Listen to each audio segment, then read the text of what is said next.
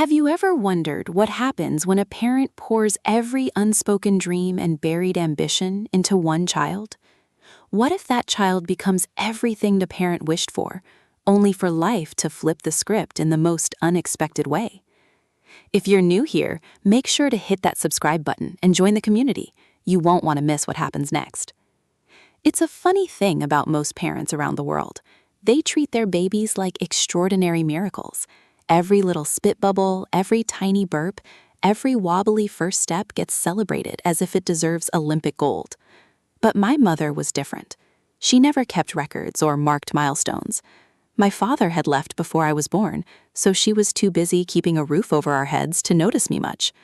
By the time I turned 4 and still hadn't spoken a single word, she had quietly accepted that her daughter might grow up to be perfectly ordinary.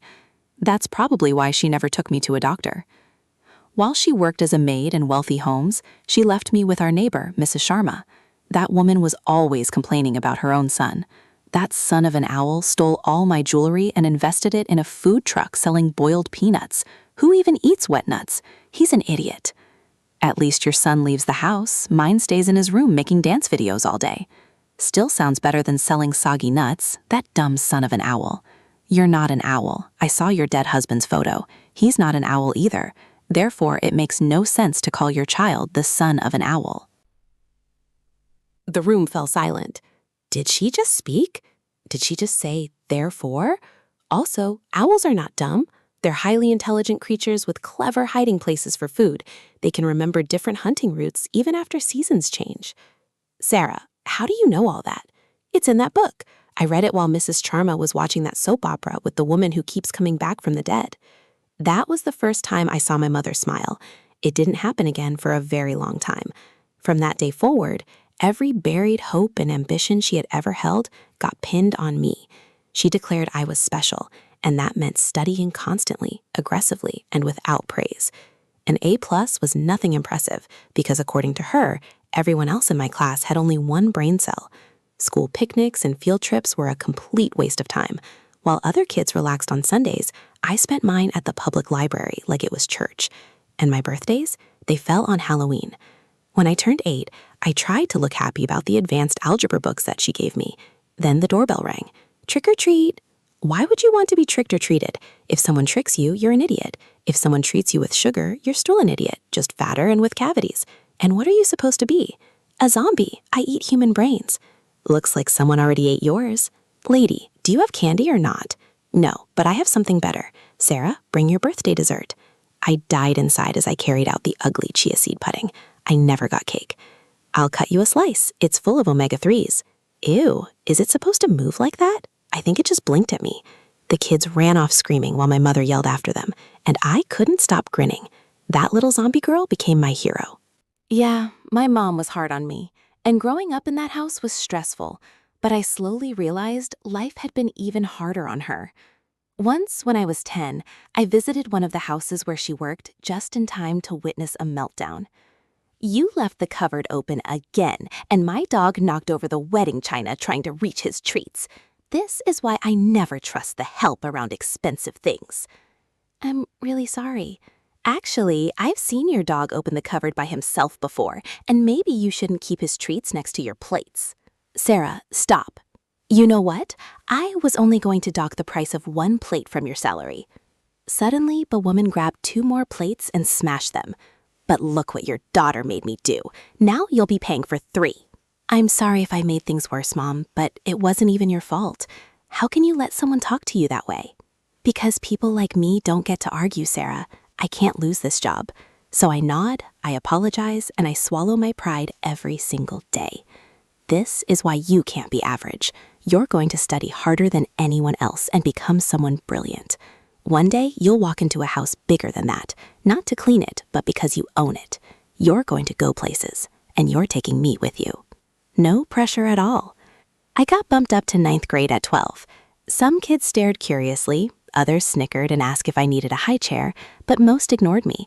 Until the day I was paired with the most popular girl, Brittany, for a science presentation. I corrected her spelling on the board while she presented. I thought I was helping. Instead, I crushed her ego. After that, she and her friends played their favorite game, Oops, I'm Sorry. Accidental bumps in the hallway, accidental balls to the face in gym, accidental kicks to my chair in the cafeteria. If you've experienced something like this, drop a comment below and share your thoughts with us. One day, my elbow got scraped when I fell. I went to the school nurse. "I've seen you around. Kids like you just don't have a normal life, honey. I know a few who got bumped up grades and they all ended up with mental illnesses." Just then, Brittany burst in with gum in her hair. A girl from the back of the class stepped forward. "Don't help her, nurse. She's always bullying that one kid, and someone had to do something about it." That was the day I made my first real friend, Juno. We started hanging out every recess and after school. I tried to teach her study habits and grammar. She tried to teach me how to live. Like the time she dragged me to the schoolyard after hours. "We are gathered here today so you can grow a spine and stop being a soggy breadstick. Now, picture I'm Brittany. What do you really want to say to her?" After some coaching, the words finally came out. "You shouldn't have poured soda in my backpack, you witch." "Yes, give me more of that." We laughed until our stomachs hurt. For a little while, I just got to be a kid with a best friend, and it was glorious. Like this video if you can relate to this moment, and share it with your friends to let them in on the story too. Then one evening, I came home to find my mother waiting. My mock SAT scores had arrived. Quite pathetic for a genius. She knew about Juno. She forbade the friendship. We argued. She gave me the silent treatment all weekend. I chose to study harder. Juno didn't understand. We fought. Then one day she didn't show up to school. "Class, I have some difficult news. Juno was in an accident yesterday. She's in the hospital and still unconscious." I ran to her side and stayed for days. I couldn't focus on anything else. When I overheard my mother in the hallway dismissing Juno's condition, her mother threw us out. That was the last time I saw my best friend. Her family moved her to another facility, and I never got to say goodbye. Something broke between my mother and me after that. I turned into exactly what she wanted, an emotionless, overachieving machine. I skipped meals, skipped grades, and skipped childhood. By 15, I had a high school diploma and a full-ride scholarship to a top university. We moved to the city. In my second semester, I pitched a fashion app called Stash Tag for a class project. It blew up. Overnight, I became a millionaire before I was old enough to drive. We had the big house, the respect, the security. My mother started her own SAT prep academy, Bright Minds. I was happy for her, but I had also worked hard to get away from her. At 19, I secretly applied to a master's program in literature across the country. My flight was the next day. I planned to tell her over dinner. Then the phone call came. "Miss Sarah, your mom slipped down some stairs. You need to come to the hospital immediately." The diagnosis shattered everything. Spinal trauma caused temporary paralysis. Mentally, she had reverted to the mind of an 8-year-old. She didn't remember me. She didn't remember being my mother. After a few days, I brought her home. I hired nurses and maids. She chased them all away. She pushed me into the bathtub, locked me in the supply closet, headbutted me when I tried to wake her. Every day brought a new prank. Whoopee cushions, toy porcupines, green slime, all funded by my Amazon account. The doctor advised I stop calling her mom. She demanded to be called Your Majesty. Her spiteful, childish words cut deep. One day at the grocery store, she stuck a note on my skirt that read, "Kick me, I'm stupid and boring," then caused chaos and bolted in her wheelchair. A kind stranger helped me chase her down. After the drama, he asked me out. His name was Adam. My mother threw away his card. That night, I finally snapped. "You are not helpless. You know exactly what you're doing. You will respect me and follow my rules, or there will be consequences." In the weeks that followed, I became my mother, pushing her to study, limiting sugar, refusing praise even when she took her first steps again. I hated myself for it. Then the scandal broke.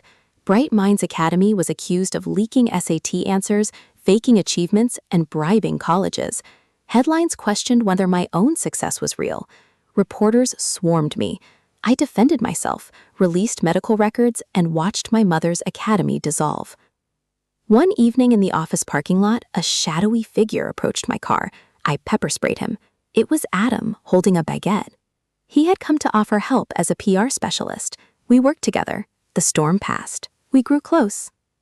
One quiet evening, my mother surprised me with a small tea party. Chocolate cake for me, vanilla for her. "So, what's your deal with chocolate cake? Why do you hate it?" She told me about her painful childhood with her aunt, how she pretended not to want what she could never have. For the first time, I truly saw her. How about you try it now? She took a small bite and blinked back tears. It's really good. Yeah, how about you and I go to Paris and try the world's best chocolate cakes? I think we both deserve some fun. Maybe my mother never learned how to love better because no one had ever loved her right. Maybe all her wrongs came from living in constant survival mode. Choosing to forgive her, choosing to be different, that was the smartest thing I would ever do, because letting go of anger takes real strength and wisdom. 3 little nerd, you'll be just fine. Even Einstein failed a quiz one time. Try to get a life, try to be cool. It's not life and death, it's just high school. What do you think will happen next in this story of forgiveness and second chances? Leave your predictions in the comments, and don't forget to hit the bell icon to get notified about future stories.